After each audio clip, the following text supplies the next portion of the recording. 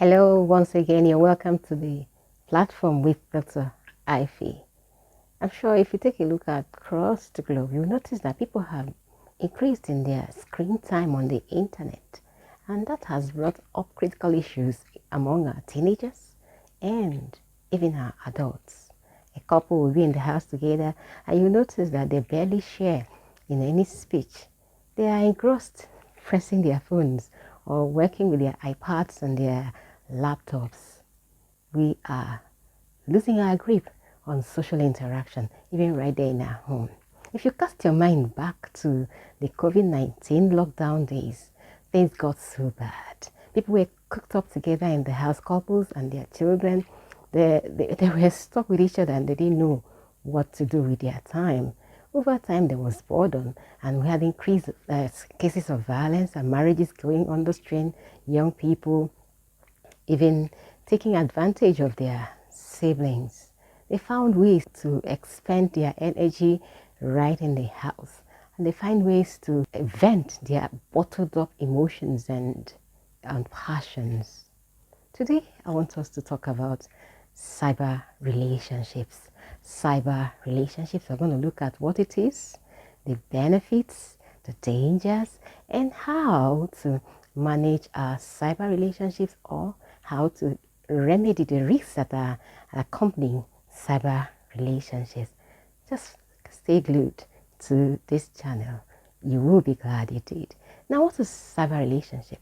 Cyber relationship simply means internet relationships. It is a relationship that began on a digital space, that's on the internet, and the interactions continue on a digital space.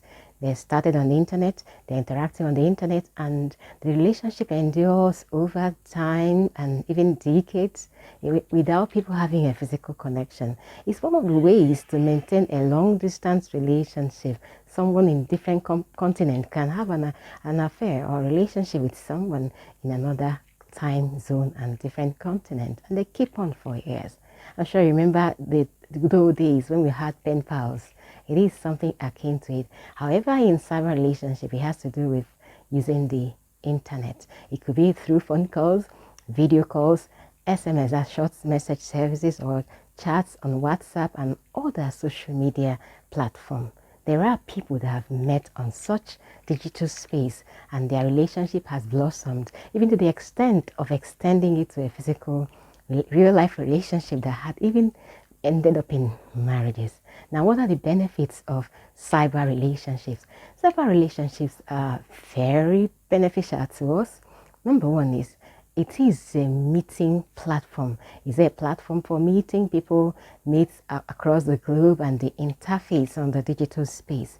It's also an opportunity for people to have business meetings, professional meetings, they interact, and things like Zoom trainings. These things blossomed so much during the COVID-19 lockdown, when a lot of people were asked to stay back at home. Some offices moved their workspaces into the internet, while those that could not migrate to the internet were stuck at home. Jobs were terminated, jobs were put on hold, and even relationships began to suffer strain. Now, the next benefit of a cyber relationship is mentorship. We derive mentorship on the cyberspace. I remember during the lockdown, I was working as a doctor. However, there are times I had a lot of times in my hand, and I had that impression inside of me to put up quality spiritual content on my WhatsApp status. So every day I put up content on my WhatsApp status, and most importantly, I had this devotional by Kenneth and Gloria Copeland that I get blessed every morning from it, and I cut it in bits and post them on my WhatsApp status. I realized that over time, a lot of people check my WhatsApp status, up to 100% or even more than that. They check my WhatsApp status and they derive quality content from it, and they are blessed. So even when I delay to put up posts on my status, I see people chatting me up and asking, how far? What are the Copelands? We need to read from the Copelands. Now we had a community of people that study with the Copelands every morning, and that gives me so much gladness. Indirectly, and mentoring them. So that's what the cyberspace can also do. We are having a relationship, a spiritual relationship, where we mentor one another. They could put up something, respond to me on their insights. That's mentorship and training and discipleship that occurs on the cyberspace. The third benefit of this cyber relationship is marketing. It's a medium or a platform for people to showcase what they do. What you could be doing in a tiny niche in the world could be seen all across different continents of the world. You put it up there, and you know the trend of affiliate marketing, where you could actually host products on your space, on your digital space, and people get to see it and they see the beauty of the product and they make orders, and that's it. The person has sales. In return, you get paid for it. You have a commission that you get. Besides that, the traffic of your audience across your space also adds value to your channel, and it's also a means of making money on the cyberspace. So we see cyber relationships can also culminate in marketing adventures. Now the fourth one is ministry.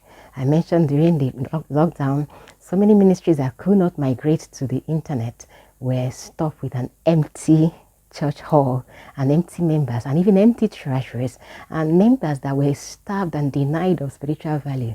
However, a lot of ministries migrated to the cyberspace.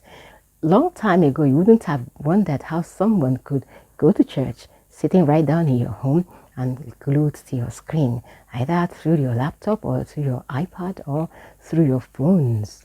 But it happened during the lockdown.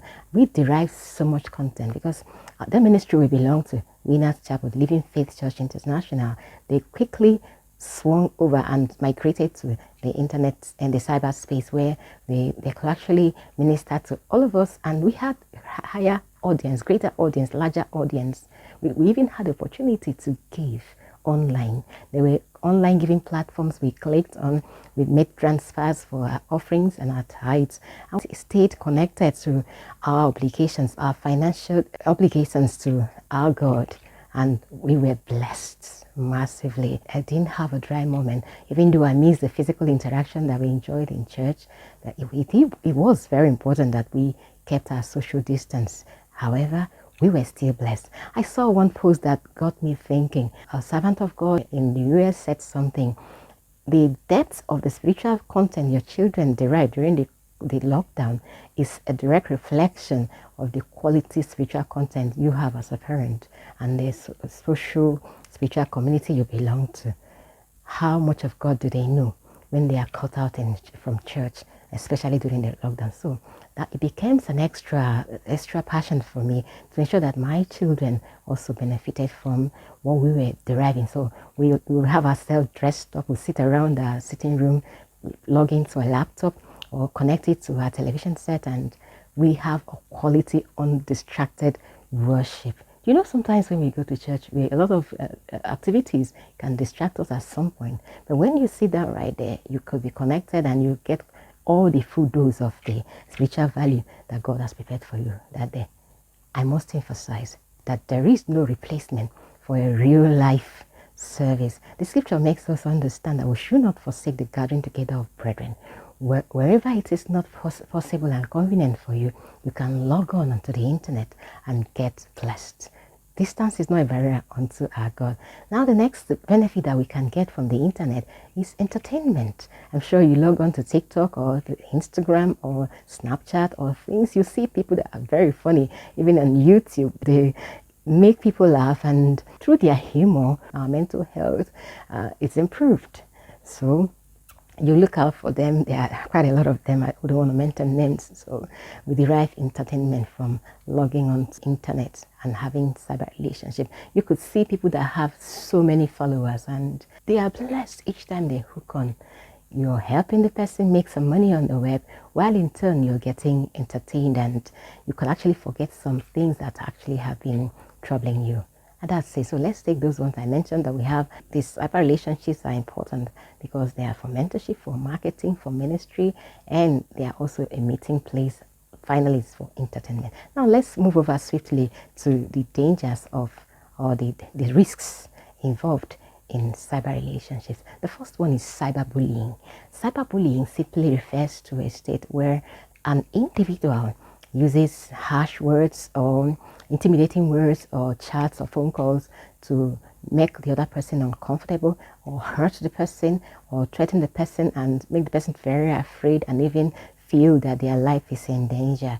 A lot of people do it on the internet, especially when we put up selfies or even YouTube platforms like this, or Snapchats or pictures or images of our clothing or experiences.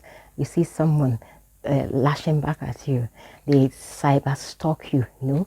They go after your activities on the net and keep on saying demeaning things or things that can actually draw down your morale.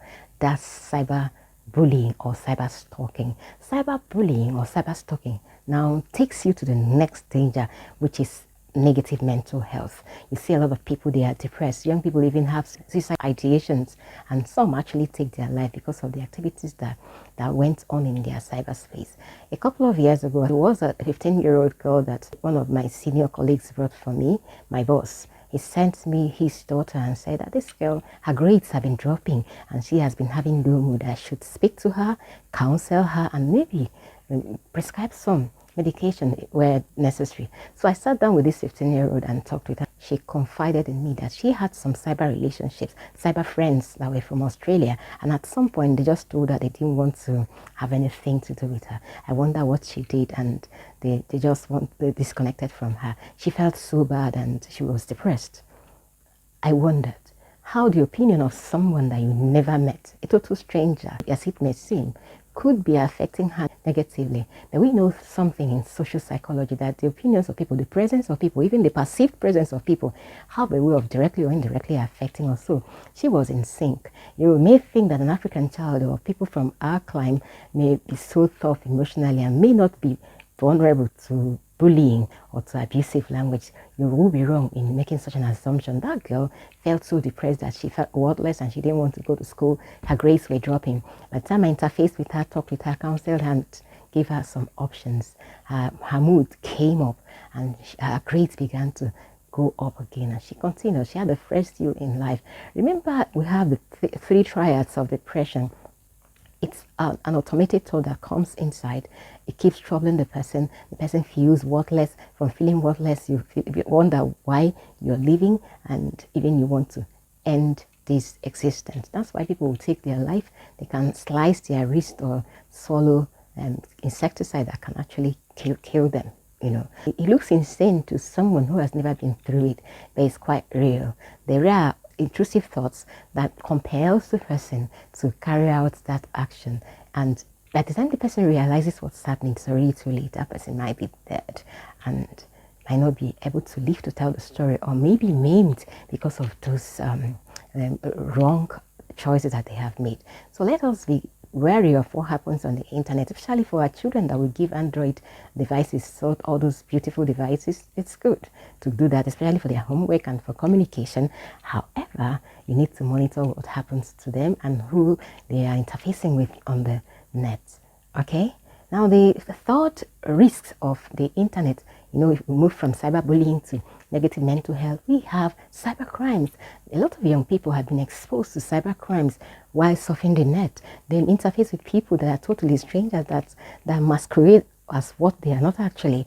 And in the end, the people's bank accounts are empty. Their parents are prone to attacks, even kidnapping, because of the offshoot of the relationship they had with strangers or supposed friends on the internet.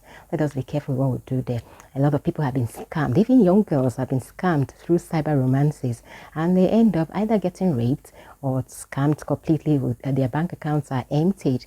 You know, you know that young people can be so gullible and vulnerable. They believe all things. I'd like us to raise our young people so that they are people of self-esteem and they don't just believe everything. They should learn to confide in their parents so that when things begin to go wrong, you're there to guide them. Okay? Now that's for cyber crimes. The next one, it can lead to cyber sex or phone sex. Sometimes when they are interfacing with people, older adults or people that have been very experienced and subtle, they see themselves exchanging pictures, nude pictures. The adult will just entice the young person, send nude pictures of themselves or their body parts that can stir up emotions in the young person. That happens after they must have associated for a while and they have developed confidence in each other. It gets to the point that they begin to share intimate images of themselves. Young people have been initiated into pornography. So let us be careful who we interact with, who we run a relationship on the cyberspace, on the digital space. Let us be very careful. Parents, open your eyes. There are coded terms that our young people are using these days to hoodwink us, to hoodwink parents, to hoodwink adults, so that we are unsuspecting of what they are doing on the internet. Let's open our eyes and be sensitive to what goes on in the life of our young people, especially those that are exposed to technologies of our 21st century. Yeah, apart from cyber sex, we also have cyber addiction or phone addiction. The screen time young people spend on the internet or on their Android devices have increased, especially it got worse during the COVID-19 pandemic, during the lockdown when people were disconnected from social interaction. Even moms and dads, couples also have increased their screen time, and they might end up getting addicted to their devices or to the internet. How would you know when someone is addicted to the internet? First of all, you notice that the person has an excessive craving to spend time on the net. If something goes wrong with your network or your device, the person becomes very uncomfortable and will never feel the same. So you feel as if you can't do without those devices or without those friends that you interface with on the net. Every day you have something you do, things that compel you. You're putting up images of yourself to the extent that if you don't do it, you don't feel okay. It's a craving, it's an intense desire that is overwhelming. When you get to that point that you feel you can't do without your device, you can't drop it for a minute or a whole day, then you are addicted. So there are things we need to watch out for. Parents, watch out for the screen time. We encourage our parents to monitor the digital well-being of their children, have control over their time, have parental apps linked up to the devices of your children so that you can monitor the screen time they spend so that they won't be addicted. Currently, in public health, it's been noticed that phone addiction is one of the additions of public health concern. Young people are getting addicted quite early. People in their teenage years, even younger years, you see parents buying iPhones for their children. You actually mean well. However, you are taking them away from social interaction and they begin to interface with virtual friends. They lose touch with real quality benefits that people have by having social interaction. So let us be careful what we do. When we mean well for our children, make sure that you're there to also monitor what goes on. In addition to phone addiction or cyber addiction, we have people that have even gotten to the extent that they have taken their virtual relationship into a physical affair. They hook up and they end up sleeping with total strangers or perceived cyber friends, and they end up sleeping, either doing it in the back of their cars or even in the houses they go visiting to those people. So these are things that are concerns in our day, issues of concern in our day. Let us be aware. Apart from phones, the premarital sex, we also have even people that have ended up being killed. We have increased incidents of ritual killing. I'm sure if you look at the media, there are cases where you see young girls that are slaughtered in the hotel room and their parts are taken away and used for ritual purposes and their bodies are dumped. Their carcasses are dumped across roads. These are people that believed someone on the internet, either in the phone or through the phone or through their Android devices or even on their social media handles, and they ended up trusting the person to the extent that they go visiting and they end up getting raped or killed in the process. Now, how do you remedy all these things? The first way to manage your digital relationship or cyber relationship is to have a parental control over your devices. If you're a young person, less than 20 years or early 20s, your parents could actually still have a little monitor over what goes on there. You might think you have gotten to the age of independence. That's all right. However, we still need someone to chaperone you to the extent that you become very independent, an independent adult. So we must have parental control, especially for minors, people that are less than 18 years. And people that are undergraduates, you might even have your parents also once in a while checking on you. Parental control is very important, especially for our minors. Have someone you are accountable to. Next, you need self-discipline. There are times you're browsing and some sites will just pop up and and it can migrate to or lead you to or navigate you to unsafe sites. You must be a person with high sense of discipline so that you don't migrate or navigate to unsafe terrains, and before you know what is happening, you're really lost, surfing in some crazy domain that it becomes very hard for you to come out of it. That's the easiest way people are hooked up to pornography. It becomes so compelling, so addictive that they find it hard to disconnect from it. Some have even gotten their sexual orientation changed in the process of having cyber relationships. Okay, so let's be careful with all those things. In addition to self-discipline on the cyberspace, you need to choose your friends wisely. People that are not adding to you are subtracting from you. So friendship is by choice and not by chance. Also, you need to talk with someone about your relationship on the cyberspace, especially when you're facing cyberbullying. We need to raise children that are cyber savvy. They are in touch with the technology and they have an esteem that is fit enough to stand up to whatever goes on there. Disconnect from people that are bullying you. Now, you need to have a high self-esteem. Finally, have a high self-esteem. You don't need to have people define who you are. First of all, have an identity of who you are, so that no matter the people's opinion, you already know who you are. Their opinions don't count. When you need to make amends, you make amends. When you need to also agree with them, you agree with them if it is positive. For those with negative opinions about you, we have people running into psychological issues like body dysmorphic disorders. They feel uneasy and insecure because of the opinions of others. I'd like you to be a person of high self-esteem. You are fearfully and wonderfully made. Have an identity that you stand up to. I need our parents to also work on the morals and the self-esteem of our children, so that nobody needs to make an opinion that will count in their life outside what they have already known. I tell my children, anyone's opinion is their opinion. Take the ones that are good and the ones that are bad, make amends and jettison it. Your opinion counts so much. Who you are before God matters, and we believe in you. Stand and build up your self-esteem. Finally, I'd like us to play by the rules when we are working on the internet. Choose wisely who you associate with, know what you're there for, face it, and refuse to be distracted by the lures that people experience on this cyberspace.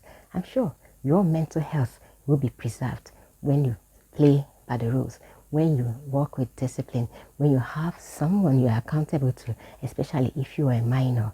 I trust God to help us to run pleasant cyber relationships.